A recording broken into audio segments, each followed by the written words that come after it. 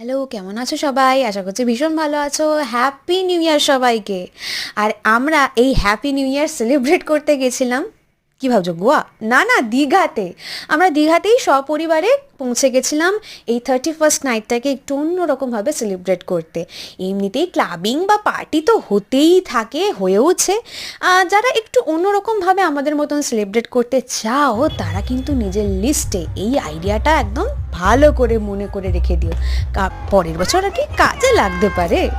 আমরা পৌঁছে গেছিলাম 31st নাইটে দীঘাতে, এবং 1 তারিখ অবধি ওখানেই ছিলাম। আর দীঘার ভাইবটা কিন্তু একদম আলাদা ছিল সেই সময়। চারিদিকে লাইট, ডিজে, বক্স, আর সবাই এত হ্যাপি, মানে কিলবিল কিলবিল করছে লোকে। আর আতশবাজি নিয়ে কি বলবো, আকাশ থেকে যেন মনে হচ্ছে সোনা ঝরে ঝরে পড়ছে। যেদিকে তাকাচ্ছি সেদিকেই আলোর খেলা, মানুষের উন্মাদনা, হাসি, গান বাজনা, মানে সব কিছু নিয়ে আমরা একটা পুরনো বছরের সমস্ত রকমের অভিজ্ঞতাকে ছেড়ে, মানে অভিজ্ঞতাকে সঙ্গে নিয়ে পুরনো বছরকে ছেড়ে টাটা বলে আমরা পা রাখলাম 1 তারিখে আমার সব থেকে প্রিয় মানুষের